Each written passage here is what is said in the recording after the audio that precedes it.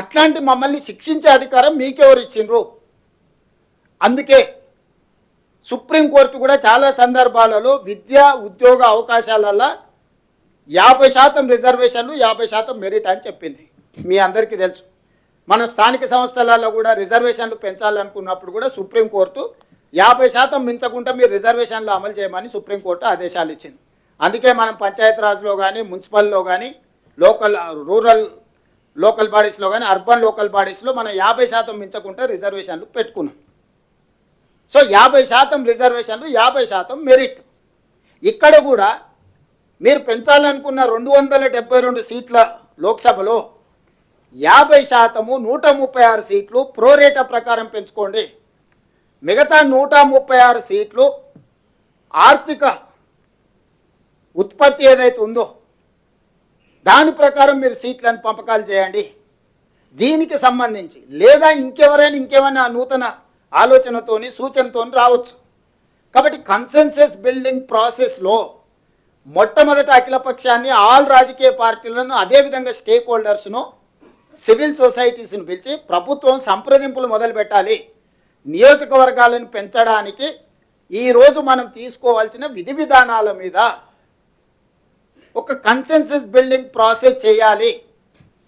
పార్లమెంట్లో చర్చించండి. దాని మీద మేము వద్దంటలేము.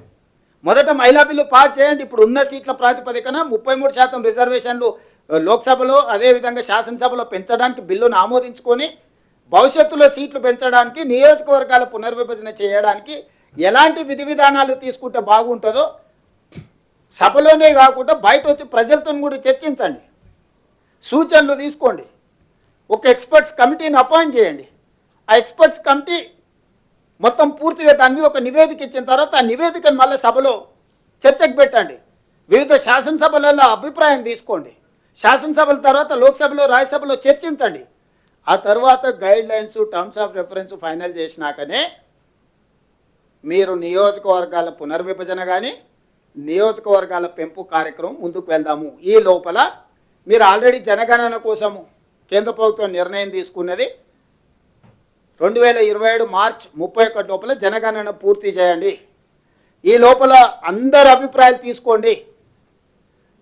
వివిధ రాష్ట్రాల శాసనసభ అభిప్రాయాలు, యూనియన్ టెరిటరీల అభిప్రాయాలు, లోక్సభ అభిప్రాయాలు, ప్రజా సంఘాల అభిప్రాయాలు, వీళ్ళందరి అభిప్రాయాలు తీసుకొని 2027 బడ్జెట్ సమావేశాలలో జనాభా లెక్కలతో పాటు ఈ అభిప్రాయాలను కూడా క్రోడీకరించి చర్చ చేసి టర్మ్స్ ఆఫ్ రెఫరెన్స్ అక్కడ ఫైనల్ చేసి అక్కడి నుంచి ఒక సంవత్సరంలో నియోజకవర్గాల పునర్విభజన ప్రక్రియ పూర్తి చేయొచ్చు.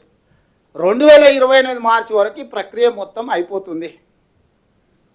అంతే తప్ప హడావిడిగా అడ్డగోలుగా చేసి దేశంలో అనవసరమైన గందరగోళాన్ని సృష్టించి ఇది ఉత్తర భారతదేశానికి దక్షిణ భారతదేశానికి ఒక వైరుధ్యాన్ని లేకపోతే ఒక గ్యాప్ను పెంచడానికి మీరు దయచేసి ప్రయత్నం చెయ్యకండి అని చెప్పి మోడీ గారికి నేను సూచన చేయదలుచుకున్నా. అదేవిధంగా హిందీలో కూడా నేషనల్ మీడియా కూడా ఉందనుకుంటున్నాను. హిందీలో కూడా కొన్ని మాట్లాడాలనుకున్నా నేను. ఎందుకంటే మనం తెలుగులో చెప్తే మోడీ నాకు అర్థం కాలేదని ఆ తర్వాత నాకు అవసరం లేదని అనుకునే ప్రమాదం ఉంది.